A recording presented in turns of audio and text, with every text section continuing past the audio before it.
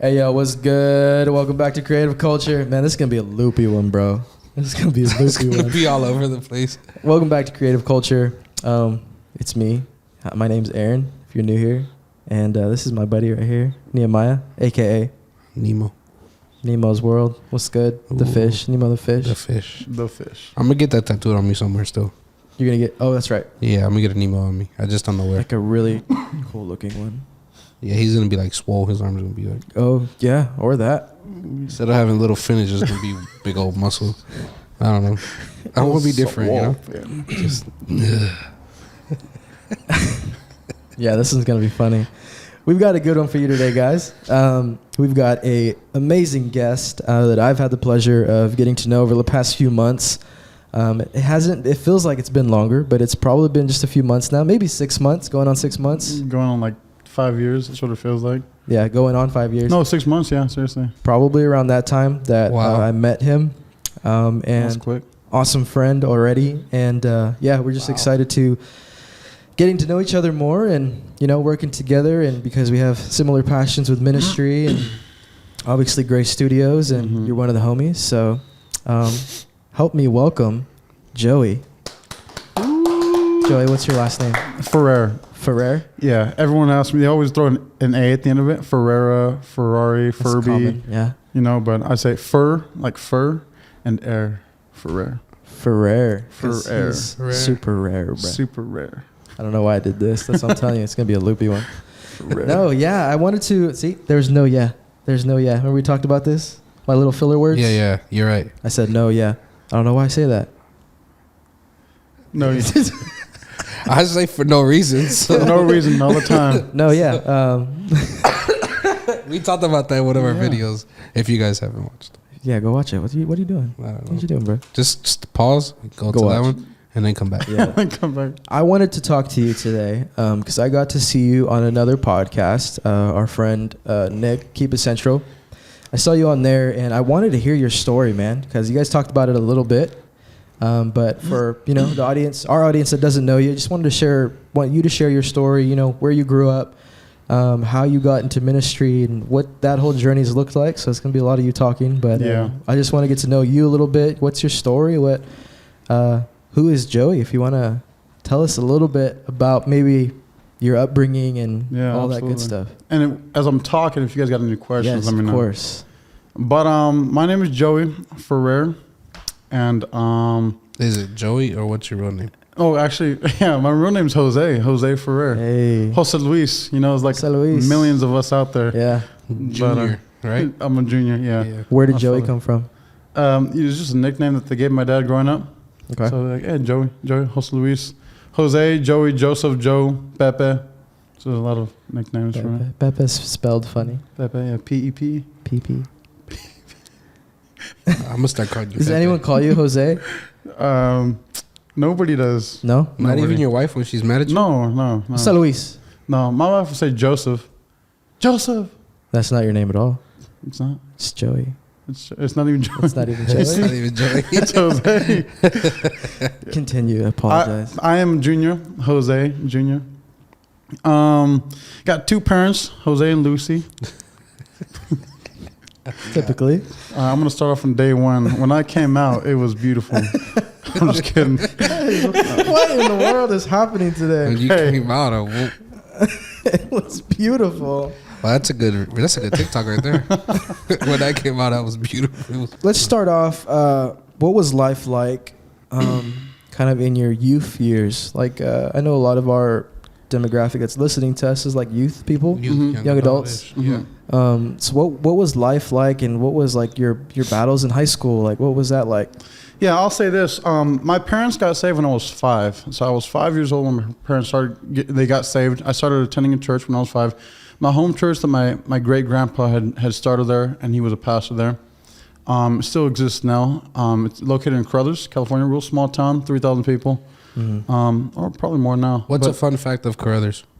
we hold the largest free gate fair, the Carruthers Fair in California. Free gate. What does that mean? That means it's free. No charge. No charge, yeah. Okay. So the largest free charging. That is a fun fact. Yeah. Yeah. It's pretty cool. So growing up was pretty simple for me. My parents, like I said, they got saved when I was 5.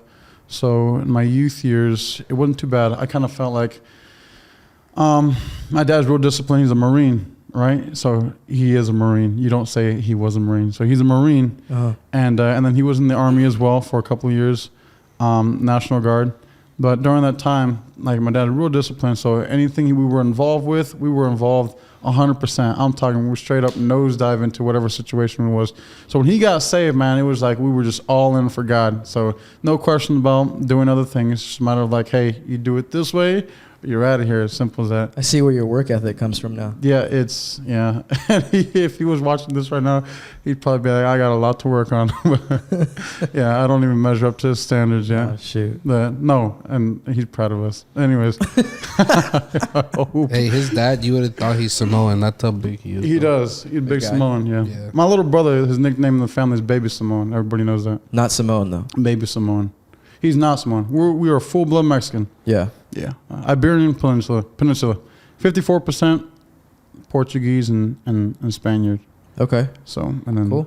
Yeah. This boy did research. No, my brother got one of those. It's those tests. okay. Those tests. I know. Yeah. I'm like I'm going to do one. 30% Native American. And Didn't you got a 2% black?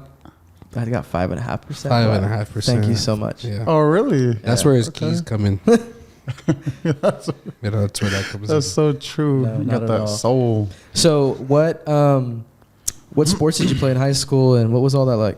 Man, I started when I was 4 at soccer, and then kind of started from wrestling, baseball, football. I did track, started that in 3rd grade. So in high school, my dad said, you just got to narrow it down. You know, we want to be good with a couple of them. And they also do soccer and wrestling are during the same season throughout the year. So it was just a matter of picking those two, picking one of the two. And so I decided to do wrestling just because it's an individual sport. I didn't have to rely on the team. And he was like, it's a better sport for you anyways. I feel like you're better at wrestling. So we went with wrestling, we went with football. So I wasn't a tri-sport. I didn't play baseball that last season. It was just the two. Yeah. So, and I definitely enjoyed it. I've been wrestling since I was 5. Played football. I started when I was 7, Pop Warner football in Carruthers. And went pretty far. I state qualifier in wrestling, you know, all of California. So pretty tough, especially in our division here in the Central Valley, man. We got some big wigs, all these Clovis schools, Buchanan. I mean, we're talking about like number 1, number 2 in the nation. Yeah. In terms of teams. So, man, wrestling is a tough sport. I love it, though. A lot of discipline, a lot of, commitment, dedication, a lot of sacrifice. So, Did kind you of. ever go against anyone that was like, that went on to like win medals or anything? Oh, yeah, well, multiple times, man. I mean, I wrestled a lot of guys that, either took state or just place, if not like a couple of guys that are, top 10 of even in the nation, too. So, it's not just a matter of like I was, in somewhat up there, So, yeah, you wrestle guys from anywhere and everywhere. If you were in the weight class, it didn't matter how big their school was. It didn't matter how much experience That's they had. cool. You guys were wrestling each other. It didn't matter. So, What was your weight class? in high school? Yeah. Yeah, okay. Freshman year? Right now. Not weight class. You don't want to know right now.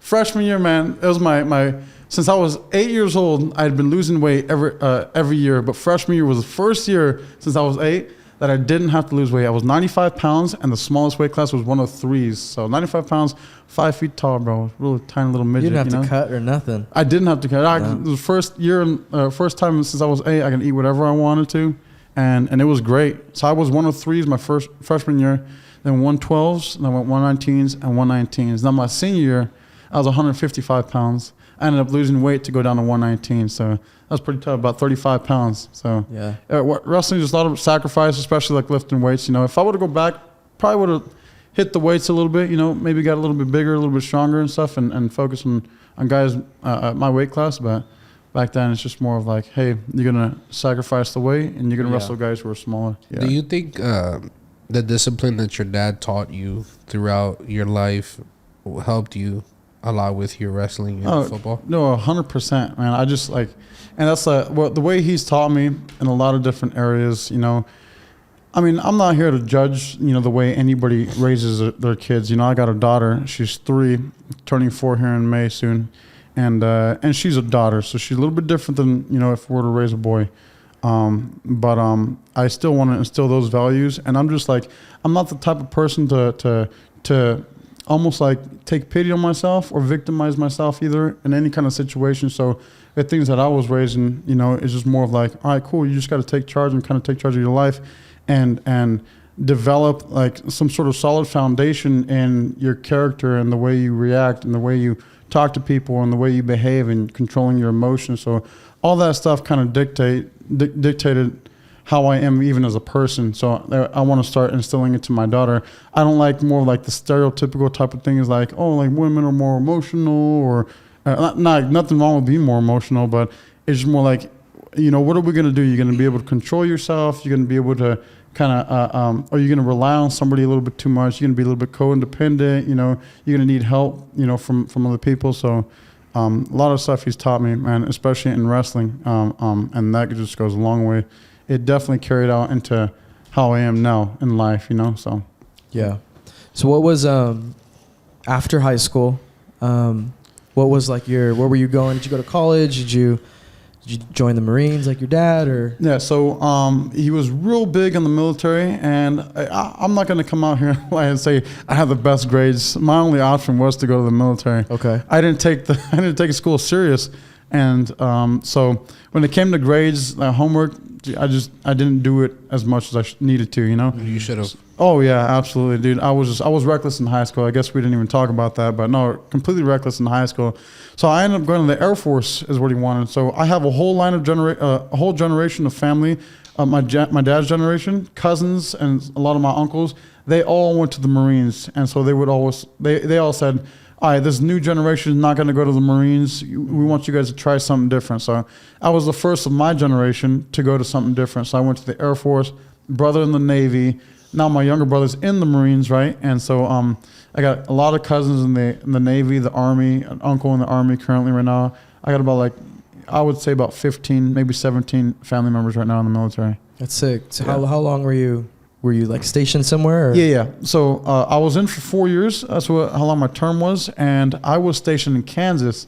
That's where I met my wife. And Oh, wow. Yeah. My wife is from Wichita, Kansas. So Wichita State. Wichita State, yeah, they're huge, man. And so I would always deploy. But my duty station was in Kansas. So every time I left, no matter what, I would always come back to Kansas, and that's where my actual job was located at, my main job. What were other places that you would go besides Kansas? When you would get deployed, where would you go? Yeah, I went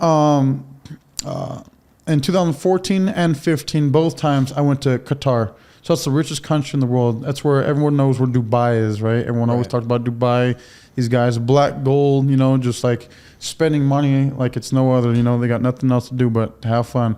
So I was in Qatar, in Al Udeid, Qatar, and I was there for 5 months the first time. Second time I extended it to 6 months, and out in the desert, 130 degree, you know, weather, 100% humidity, man. I'm telling you, even if you took a shower, you're walking out to go to they had these long mobile homes / trailers to your like individual rooms where you had one roommate.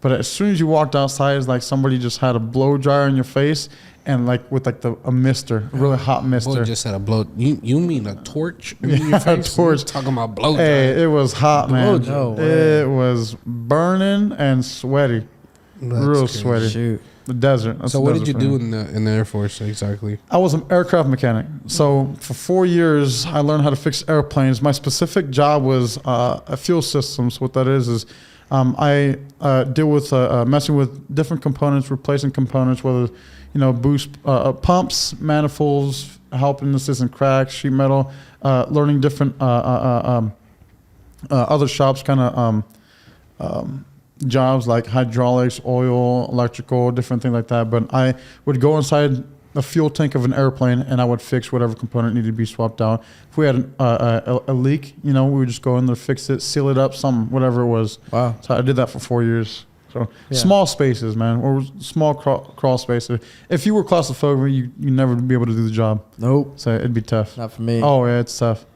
We had some big guys, man. I'm talking like the access door is probably like 2 feet wide or so, and like about a foot wide. No, I would say like a foot and a half, but it's just real small places. And so it's a metal tank. So think about on deployments, it's 125, 130 degree weather out there, and you're getting into this metal tank with some Dripping. these coveralls with the full face respirator. You know, it's just you were soaked every time. Jeez. It was 12 to 16 hour shifts over there on deployments. So it was fun. So how did you Man. meet your wife over there? All right. So I met my wife in Kansas. When I first started going there, I didn't have a vehicle. So my dad was like, well, you know what? I'm going to bring you a vehicle. But I ended up coming back home for leave. So I took some vacation days and I came over here, right? When I did buy myself a vehicle. It was a Nissan 350Z 6-speed. That thing was pretty fast, you know? Anyways, I thought it was right when Tokyo Drift kind of came out for a while. So I was like, Just like that? That's how you're driving? exactly like that. That was my theme song. Talk to my wife. So they decided to drive my car down there. And so when they did, my dad was like, hey, we're going to go check out some Assemblies of God churches around the area. I hit up a few. So we're going to a Saturday night service in this location. Then we go to a different church on a Sunday morning service. I'm like, all right, cool. So a Saturday night service was at, our home church over there called, at the time it was called Maranatha Worship Center. Now it's called Zaik, Z-A-I-K, Zaik, as in mosaic short. It's the phonetic spelling for it. Okay. And so they just recently changed the name. And it was her home church, I want to say, since she was like 6 years old, 7 years old. She went to a previous church, and she had been there at that one since she was like 6 or 7 years old. And so when I went that night, just fell in love with everybody. Met the worship pastor, the youth pastor at the time, and then the lead pastor. And I went out to dinner with my parents and the worship pastor and the lead pastor. And then we're like, you know what? We're just going to come here tomorrow. So then we came the next day.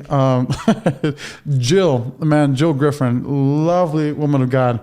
I love her to death. And she was like, she ended up calling who was going to be my father-in-law in the future, said, hey, we got another Mexican family coming to church tomorrow morning. So she told my father-in-law this, and he was like, all right, cool, I'll be there. He's greeting. It's called the First Impressions team. And then we ended up showing up, and then I met him. He's introducing me to everybody, introducing me to my wife, who was super young at the time, didn't think of anything like that. But we're talking years later, we ended up starting to date and getting together and got married. Got married over there in Kansas. I brought her back to California over here. Amen. All right. That one's for you. Brought her back to this desert over here.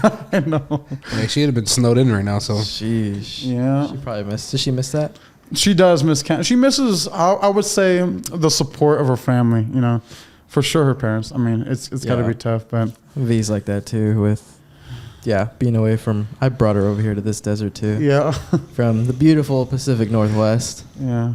So I get that. Yeah, so you're just stealing people, man. We just bringing them to Fresno. So what was what's the age difference? My wife, 3 years and 11 months, so almost 4 years. Bad. Yeah, okay, that's good. That's good. It just sounds bad when you're explaining your story. Like, oh yeah, I was 19 years old, and my wife, when I first met her, was like, I think 15. So like, oh man. They start saying some bad stuff. It doesn't matter once you're older. I'm like, oh, you yeah. So we didn't start dating. Used to get married 10-year difference back in the day. Oh, so I know. Even now, I got a friend, arranged marriage, but her and her grandparents got married at 12, both of them. I'm like, oh, okay. And then what about her got you? Man, this is my initial reaction of something that started growing in me with her was definitely her love for God. Like there was a spiritual maturity in who she was and like her identity. It's like you meet people, like when I was in high school, you met different girls that they were just like, you kind of, a little bit too playful. They were kind of they just wanted to do things kind of look cool. And so they didn't know who they were really. They were just trying to fit in with the crowd. And my wife during the time, it was like, she wasn't about that. And she's still not about that. She's not the kind of person where she doesn't want to get popular. She don't care about getting famous. It's just a matter of her and God and our family right now and just allowing that to grow. And so it's just, she's genuine. She's real. So it's really just that. That was like the main thing. I was like, all right, cool. It's not somebody that it's somebody that I know if we were to end up getting married, she'd take it serious, and not just want to, I guess, just kind of play with it, and do it for fun. Yeah. I know a lot of girls are just in love with the idea of marriage and not with the actual person they decide to get married with, So with her, it was like she loved me and we got married. Simple as that. That's awesome. Cool. How did you guys decide to move here versus staying? Oh, okay. And So what was that battle like? Well, I mean, it was a pretty simple battle. It was, I was there for 4 years, and give me an opportunity for you to like Come it over see here in over here. California. Yeah. And so before we even got engaged, I mean, everybody talks about marriage before you end up getting engaged. So Sure. like, if we get married, you know, you want to just come check it out. And she was willing to, you know, Yeah. and even that, leaving her parents is tough. I mean, I did it. Anybody who's in the military has done it, you know, but it definitely helped, you know, anybody who leaves the foothold of the home, they get a little wiser, grow more experience kind of being out in the real world. For sure. You know, and she's loved ever since here. At first, initially, it was a struggle. You know, it's just different. I mean, she changed. Not only she got out of school, started attending a different school, moved to a different state, got married, and then a month after we got married, we found out we were pregnant. You know, actually 2 months after we got married, we found out we were pregnant. So it was just big life changes. So that first 2 years, I would say, was pretty rough. You know. Yeah. But we've been here for over 4 years now. I think 5 years now, maybe. Yeah, and so she's enjoyed it. So It goes by so fast. we did go visit one time, and we're like, "What do you think about staying here in Kansas?" She's like, "Honestly, I don't know." Like, the answer right now is actually a no. She would prefer to be living in California right now because we've finally filled an establishment, if you will, with friends and family, people we love. So when you got that, it just makes it easier to live anywhere. For sure. Yeah. Yeah. That's good. Do you have anything on Kansas before I move on? Kansas. No, I think No? that's good. I want to jump into, obviously, a big part of our lives is ministry. Yeah, and the huge. church and, you know, just Jesus. So I want to get to know, you know, how did you get so involved? And I know you're like a worship pastor or Music and tech director. music director. Yeah, music and tech director. My wife's the worship leader of the church. So how did you guys kind of get something like That's that? a crazy story. Yeah, that was a long And story. yeah, just tell me about the journey of maybe faith in general. Just like, what was that like when, you know, maybe you were still messing around, and what was that kind of testimony there? Like, okay, so I started playing the drums when I was 12. I got a big family, musical family, real talented. My uncle one day is like, he saw me up in the first pew, just like, kind of, this is my first drum. So I tell everybody, Yeah. there's no excuses. You can play the drums, you can learn any instrument. This was my first drum set right here, you know. Threw me up there one Sunday, and from there kind of just started Which my Uncle Julio. Yeah, Hey, yeah. Shout out to Julio. Yeah, well, Julio, man, you threw Theo me July. up there. Theo July, yeah. Such But- a good guy. Since then, man, I've been involved in multiple worship teams, and then involved with youth, young adults, Yeah. you know, men's ministries, different things, you know. And so my wife the same way too. So when I was gone, it was kind of this expectancy of my home church where I was going to come back and somewhat help out and assist, or even possibly be a worship leader at my home church. So while I was gone, I was like, I better start picking up a different instrument. So I started learning how to play the guitar. Then, and this was after I had met my wife already. So then when Yeah. we started getting a little serious, I was like, well, I better really start getting this guitar in, just to kind of, I was like, if we end up getting married, man, I got to compliment her voice. She's got an amazing voice. Yeah. I was like, I don't want to just, you know, she can leave me hanging, man. I'm just the drummer, and she does everything, you know. So, so yeah, I started picking up the guitar, playing that. So coming back, man, and I had a great experience over there in Wichita on my worship team. Learned a lot from Pastor Lawrence. But coming back, we started leading worship at my home church in Carruthers for about 6 months before we decided to leave. Now, when we were in the process of leaving, my dad had started attending my church, my current church, Northeast Assembly of God, right under Pastor Jim Maddox. Love him, and Sister Cindy, man. While he was there, and we just finished our last church service, we ended up coming to our church, okay? And then that's when they had announced the resignation of the previous worship pastor who was there. Yeah. And he was like, yeah, I'm leaving in 2 weeks. So Pastor Jim had announced it, and we were there for a Christmas service after that. And then we didn't show up. But man, when we had first showed up, this is the thing. Like, I was involved in church for so long that I felt at some point like I was getting burnt out, you know. So it just became an obligation to me, you know, especially like going to like my high school years, man. I was definitely sinning, you know, kind of messing around with some girls, you know, going to parties with some cousins. I didn't drink, I didn't smoke. You know, everybody knew I was a Christian, but at the same time, I still wanted to go have some fun, you know. And so I was going through the motions for multiple years. So come to this point right here, finally when I kind of got my act together, I did get my act together in the Air Force, and kind of left a lot of the stuff behind, just definitely surrendered everything to God. Yeah. Whenever we were here at the church and we decided to leave my home church and decided to come to Northeast, I told my dad, I was like, listen, do us a favor. And my wife and I both agreed. We're like, don't tell anybody we playing music. Don't tell anybody we do this. Like, we just want to be able to sit and kind of just enjoy church, Yeah. And so, and a lot of times it just gets, it does get burnt out. You guys were tired then? Oh yeah, we were definitely tired. Yeah. I feel like all of us are very similar in that aspect of when we've been serving for so long, we have to say stuff like that. And it's like, I need time. I still haven't taken a break. This is why we emphasize like. That's why we need more drummers. In the last 4 years, I still haven't taken a break. I remember we started going to this other church when we were still living in Washington. Yeah. And the pastor knew our names because we're musicians in the area. And I wanted to just hide out. Like, I just wanted to sit for a while. Like, I was tired. I've been playing forever, it seems like, and V singing forever. I remember he called like us out unintentionally from preaching. He says, a lot of y'all want rest, and he looks directly in our direction. And this is an ongoing joke in our home now. He looks directly at us, doesn't say names or anything. He says, don't rest too long. Like, directly in my eyes, don't rest too long. Yeah. Wow. And then I look around and look at us. I'm like, what How the does he know? Wow. So, no, that's yeah, I get it for sure.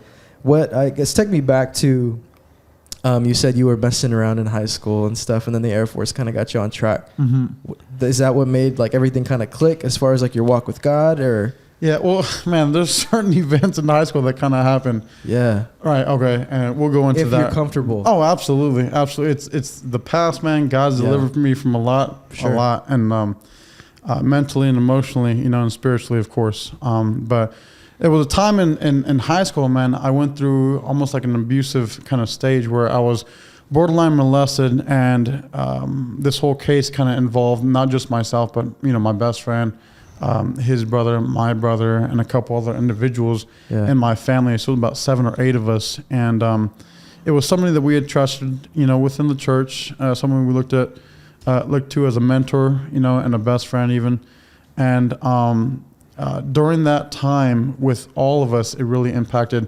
our walk with God, because then that's where the doors were opened up to pornography, wanting to just adultery, lusting after women, and then from there, some of my other cousins were not just partying, drinking, experimenting with drugs and stuff. So that was, I would say, would be like the pivotal moment of our lives where that event kind of branched us out and separating from God. So ever since that moment, I would want to say we haven't been exactly the strongest in our family. Like, where before we were all, in a sense, pure, and looked to God, always and just didn't have impure thoughts, man. I'm telling like beforehand, I just remember a time where I would just be in tune with God, and we would talk together and have a casual conversation. I'd pray to God and worship, and it was just like I was all gun-ho, kind of like you see these little kids that they're just on fire for the Lord, and you just know, man, that kid's gonna do something for God one day, Yeah. I was one of those kids up until this point, and so from there, kind of just like, oh my gosh, we were introduced to the world after that. And so from that point on, in high school, definitely backsliding, we were, like I said, it's just a matter of adultery, premarital sex, going to parties, kind of just hanging out with the wrong crowd. And they knew that I attended a church. They knew that all my friends, my cousins, my family did. Carruthers is a small town, so we just then kind of branched out. We had a Fowler, Fresno, different, schools and whatnot. But in the Air Force, man, great church over there. And I got a best friend over there as well. His name's Oscar. Don Juan, that's his last name, by the way. Just Don Juan. Don Juan. That's kind of cool. Yeah, it is, yeah. Pepe and Don Juan. I know. But just really sounds like a fire Mexican restaurant. That's good, right? Pepe Don Juan. Got some bottom tacos there. For real. That's right. That's too funny. But my second year in in the Air Force when I decided I gave up pornography. I was still into that, and then even talking to different girls, it was just, it was bad. So I decided to change my life, and this goes back to like that victim mentality. Yeah. You know, where like, all right, cool. Something I went through, you know, caused me to be like this, is what I was saying in my head, you know. And it was just going to be hard for me to get out of that, you know, is what I was telling myself the whole time. I didn't understand that God this whole time was the freedom that I needed. It's just a matter of, you know, anybody out there going through anything like this, if not worse, like it's easier to say this, but it's just a matter of literally just surrendering it to God, you know, surrendering everything to God and not putting yourself in that hole. You know, I didn't want to believe that I was going through these things because of a situation. You know, I'd always been prideful in other things, like I'm a macho man, this and that, you know, but how come I wasn't prideful in my God and being able to deliver me, even, you know, mentally and spiritually from something that happened like this? So I about had it, man. I was like, you know what? I'm done with the stuff. I'm done with making that as an excuse, you know? And I was like, it's about time I start taking control of my life. It's about time I allow God to guide me and to lead me. So from then on, you know, forward, man, I was like, I'm done with pornography. I'm done with women. I'm done with, you know, lust. I'm done with adultery. I'm done with premarital sex. I'm just going to focus on my relationship with God, you know? And so that's what I did in the Air Force, and then it then grew stronger. And I mean, we struggle every day, so even now it's a battle, and it's a constant battle. Every single day we got a battle, you know, to be able to overcome that. And for us, man, it's a little bit different, you know. Yeah. But that's essentially what happened, you know, in my high school years up until now at this point. Yeah, I mean, I feel like that is such a common thing that doesn't get talked about enough. Because it's, you know, the shame that comes with it, and all that stuff. Yeah. But that's exactly what that was, shame and guilt. When you have freedom and you walk in freedom, like we do, it gets a little bit easier to kind of express, you know, that battle. Because every day we wake up, it's a fight. Yeah. And as soon as you wake up, you have a decision to make. Yeah. You know, are you going to spend time with God? Are you going to fuel yourself up? And prepare yourself for the day. That's because true. All these temptations are going to come for you. Mm-hmm. They come hard. All over the place. Yeah. Social media, in just everyday conversation. Right.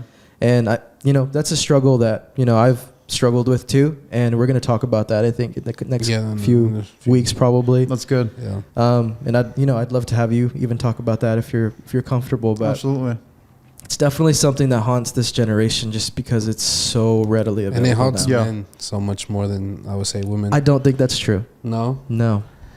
I just because I know that's who we talk to, so that's what we think. You're right. No, you're right. No, you're right. You're totally right. Because I know some. Yeah. I know some people now that I think about it that have struggled with it, and they're ladies. It's insane, bro. Like, that's the thing that worries me for the future, especially we all have kids. We all have daughters. We all have daughters, you know, and how easily available stuff like that is now. Yeah, super easy. You know, I got TikTok. It's available on TikTok. TikTok is insane, bro. Like, oh my God. Yeah. For us, like, I don't know what your guys' stories of, but my, you know, struggle started when I was like in 5th grade. Yeah. Because I got shown a magazine, and it was magazines then. Can you imagine how easy it is? It's texting me a link now. Yeah. With your friends in your group chats. You know? Dude, so it's like, it's a battle that we're always going to have to be transparent about to help people battle these, you know, these things. Yeah. It's tough. I think it's one of the strongest strongholds right now that has people bound so much, man. Mm-hmm. It sucks. Dude, you're absolutely right. It's probably like the biggest thing that has people bound. Yeah. One of, at least, you know. I know people for sure that get up on stage and they've told me, like, dude, I'm like, well, you know, we've had conversations, but I don't want to talk about the conversations we've had, but you know, it's something that so sucks. Yeah, it's progressing. Sucks. And even, I mean, you can even see it in the something world. Something that God created that was so pure. Yeah. And this world has turned into something so bro, that's what the world different. Does. That's what they do. That's all they know how to do. They take everything created for good. Recreate it. Right. That's what they always say, that the horse, they put a horn on it. They put it's a unicorn. No, but they, you know, I told you about that. They always just changes the story, corrupting it, you know, especially just grabbing the word of God and just twisting it and just making it their own, you know. Oh, yeah. So, yeah, man. But that's a big issue. Yeah, I mean, yeah, everyone's got a journey, man. I appreciate you for sharing. Yeah, no problem. Even for that to happen to you and for you to still have your faith in God shows how much Yeah. God, how real God is, and two, like when there's a calling on your life, Nothing's like nothing's gonna stand stand in the way. No, that's very true. Because there comes to a moment, right, where you could have just said, "Nah, forget it. I'll just run off the deep end," but instead you ran towards God. Yeah. And to me, that's more of a man than you running away from God ever. You know what I mean? So many people that all three of us probably know that have dealt with it, maybe an issue like that, maybe not as, as heavily as it happened to you, or maybe something as simple as what you said with the magazine, but they run away from God, and they think, the world's gonna fix an issue, and most of the time, pornography and stuff like that runs people away from God, but that ran you towards God. Yeah, exactly. It ran. There was a season. There was a season. Ran away from God, of course. Yeah. But you chose.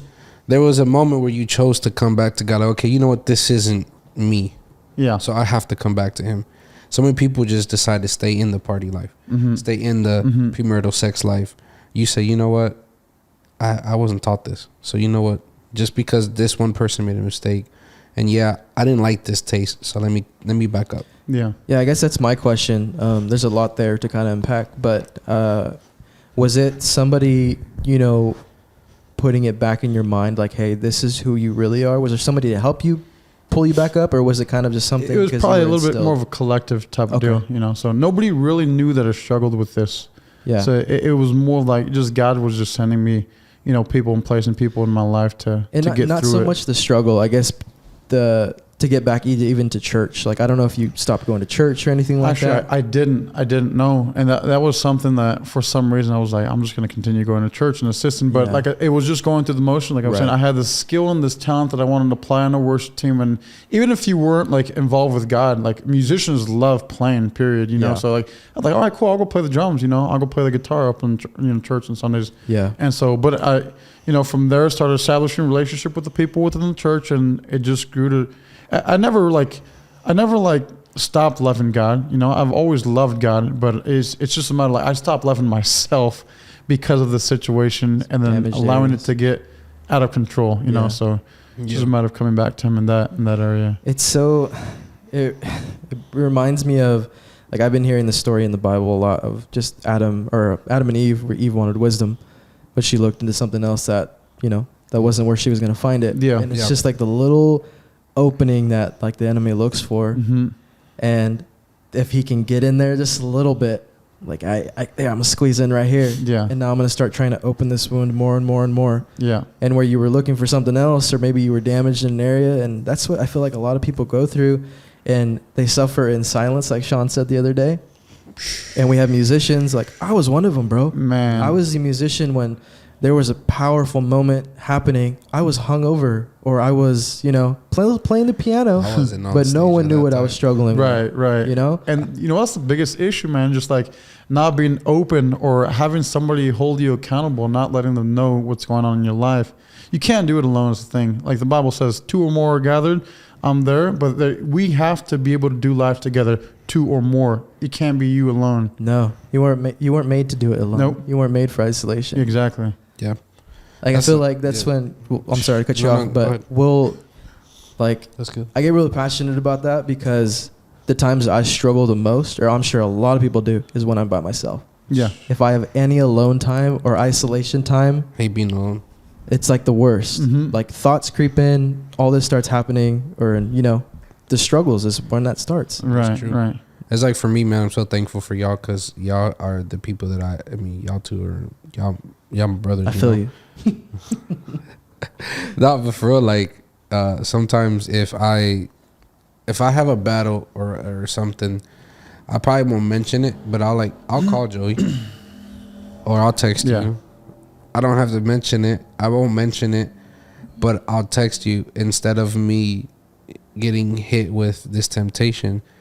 Well, then what I do is I beat it by either texting you, one of you, or calling, or I start to just do something differently, because man, dude, sometimes I'm alone. Most of the time I have alone time to myself, and it's like, that's when the stuff happened with me, and that's how it almost destroyed my relationship with my wife. Well, girlfriend, fiance at the time. Yeah. Man, I want to dedicate a whole episode, honestly, to like. It's hard. I mean, specifically that for sure. Yes. Like cancel porn is like a thing for me. Like huge. Yeah. It sucks. The worst. One of my friends did a study. He had to do it for college. Yeah. And he was talking about how like he specifically said one lady. I'm not gonna say the name, but I guess she was really famous, right, in the pornography world. And he said how like her whole race disowned her, one, and two, she was started before she was 18. You know, like she was 16 years old, and she was over here in pornography and all that. And he talked about how like she went through so much after that because of that, and it sucks, man. Yeah, like it sucks. There's a podcast that you and I both like, and they talked about one of the chicks that she was a porn star, and people bashing her because she has a kid. Like it sucks, man. It sucks. They get, like you said, that little thing comes in, and it just starts to keep picking at it. Next thing you know it, it explodes, man. Yeah, or just leads you into just really dark different areas. I know Mike Todd's even preached about specifically little doors that it opens, and he walks you through different doors of. He's talked about pornography. Oh, for sure. We'll dedicate a whole episode to that at some point. But yeah, man, I just wanted to bring you on because I wanted to hear more of your story. I wanted to hear more of your upbringing, and you know, maybe we didn't do it justice even today, just because we go like our brains just different tangents and different thoughts. So I'd love to have you on again, just to kind of talk about maybe your youth time, specifically. But I wanted to have our viewers get to know you a little bit, because you're going to be a big part of what we do going forward. He already is. Yeah, he's behind the scenes, huge part behind the scenes, and just wanted them to hear your heart and to kind of see, where you're at and who you are. But I think that's cool for today, huh? Yeah, it's good. Hope they like this one. If not, we'll keep going. I like this one. We'll make this a 3-hour podcast. Yeah, we'll do more episodes and talk about some things. But I mean, there's a lot of topics just in there that we could easily go off about for a while. Plenty. Yeah. Especially because testimony and ministry, you could probably tell when I get more animated is when we're talking about stuff like that. Just because I'm passionate about it, and like the youth is where it's at, man. And I just feel like the youth have been pushed to the side for so long because no one understands, and they don't understand them even more so today. Oh yeah, even young adults, man. 100%. Because we're still like in our 20s, youth, bro. We're still learning who we are, and all very that. True. And no one, like old heads, don't get it, bro. Like I said, like old heads, like people they only get a certain part of it. Sometimes like me and my dad will talk, and I tell my dad, you don't have the access that I had when you were 20-something years old. I was like, when you were 20-something years old, it was totally different, okay? We're talking about 90s and whatever, 80s, whatever the heck it is. I'm like, Dad, you were born in the 60s. I was born in 95. Like, you have to understand that sometimes the way things are just available to me. Yeah, I mean, even besides like crazy pornography and stuff. No, I'm not even talking about. I'm talking about. Oh, just in general, how easy it is to get things. Bro, if I want any freaking drug right now, I just have to get on my phone and I find it in a heartbeat. Yeah. It's not just that one specific drug dealer that you always have to go to. Yeah. It's not that one specific corner store that has it in the back with the chips and, shoot, I don't want to expose them. But, He's like, here's the address. But now it's different. Like now I can go to the doctors and say I'm depressed and get a medicine that's going to get me high for the rest of my life. And that's what kids do now, man. You know what I'm saying? I say ultimately it's just like losing your identity, because you can even say like all these kids want to be TikTok famous, Instagram famous. So seeking a validation that isn't real, that isn't God. So these kids just like, I think the culture changes so much and drastically at like a rapid rate that, man, we as adults, not we, but like you said, what did you say? What was the term? Old heads. Old heads. The old heads just quite don't understand as much, and they can't keep up with it. We're getting there too as old heads. I feel old right now after this. Bro, but we understand 30. Because I feel like we were pushed to the side. Yeah. Even our generation. Yeah. And we had to go through struggles because either one, no one wanted to talk about anything in the church. Yeah. See, we're going to get into another topic that we'll talk about later. Or two, just like they didn't, they didn't value any of that in the youth. So we were always on our own to figure out things on our own. And like even growing up as ministers' kids, like I'm pretty sure you can both kind of attest to this. Like our parents were always busy pastoring with other people and helping other people. And one thing I hate is when, and you, man, I strongly hate when people don't understand what it's like to be a PK or a minister's kid. Yeah. You know, because so they don't understand everyone gets attacked. That's just the God honest truth. Right. But for some reason, us PKs get attacked on a whole nother level because our parents are out here helping other families and doing other things. And, you know, they can pray all they want, but sometimes, man, those things come in our house. Yeah. And then now, who gets attacked? It's the kids. Yeah. Or just the value that's on our lives. Not value, that's the wrong word, but like just the calling. The calling that's on our lives because our parents are like just doing crazy work for God and doing all this stuff. I feel like the enemy comes after us even harder. Yeah, because they're like, oh, okay, you're not going to follow your dad's footsteps. If I can kill this root right now as a baby. That's exactly what it is, yeah. Fucking yank the root out, yeah. And that's why I get very, you know, that's one thing that really upsets me is when like people say stuff like that, like, oh, you just had it all, you're just a PK, or you're a selfish PK. It's like, selfish? If anything, I've had to be selfless my entire life because I had to share my data with you. What you mean? My dad was never home. What are you talking about? My mom and dad were out here helping everybody, and it's like, hold up, I'm selfish. Oh, okay.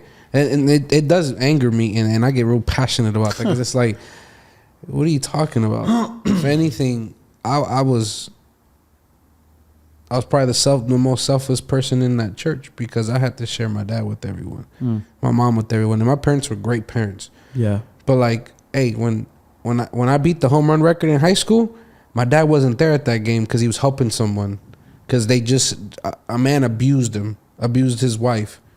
You know, when I had, you know, when I had offers, my dad wasn't there when the scouts were there because he was helping, you know, Panchito around the corner. Right. You know, because he got into a bad argument or someone passed away in his family, and it's like, what are you talking about? Yeah. You know? And I don't hold grudges. They're doing ministry. That's what they were called to do. Yeah. And well, who am I? Who am I to stop my family, my parents, from what they're called to do? Right. Yeah, I mean, we'll end it right here, but we need a whole episode. We need a whole episode talking about the battles of PKs, man. A couple different topics, yeah. There's a ton of stuff in there that we could break down, and we just overtook Joey's episode, but no, hey, that's I'm okay. Sorry. I think there's a bigger picture than my testimony or my story. So there's still some things that I definitely like. I mean, well, I'm sure we're gonna have you on more to break down some things, like even thoughts about some of the stuff we were saying. But I think we can wrap it up right there. We're good right there. Yes, sir. No, but thank you guys for watching. No, but there it is again. Shoot. Thank you guys for watching. You know, my guest is always Panchito. Panchito. I always say Panchito or Pancho. Well, now we can say Jose Luis or Pepe or Pepe. Don. What is it? Don Julio? That's a drink. Don Juan. Don Juan. Don Julio. Don Juan can be the virgin of the Don Julio. Yeah, that is what it is. No. I want to say no, but again. Jeez. Shout out to Prime. No. It's the sponsor. Please leave some comments for Joey. Give it a thumbs up. We appreciate him. We love this guy. And you're going to see more of his face, so get used to it. Stephen Furtick. Stephen Furtick. Does he look like Stephen Furtick? He's the Mexican version of Stephen Furtick. Drop it in the comments. Does he look like Stephen Furtick? He's Esteban. Esteban Furtick. What nationality is Stephen Furtick? I have no idea. Boy, Caucasian, bro. You said no idea. No idea. He's from South Carolina, so. From the mountains of Caucasus. Caucasian. Yes. Just leave it there. So thank you guys. Thank y'all for watching. I appreciate it, guys. Thanks for having me on, by the way. Absolutely. We love this guy. Drop a like, man. Drop us some comments. What'd you think about this episode? What'd you think about some of the tangents we went on and ruined Joey's episode? I feel really bad about it. Joey don't even care. I don't care. Yeah, we're just talking. But yeah, guys. Having a good conversation. Until next time. Peace, y'all. Later, guys.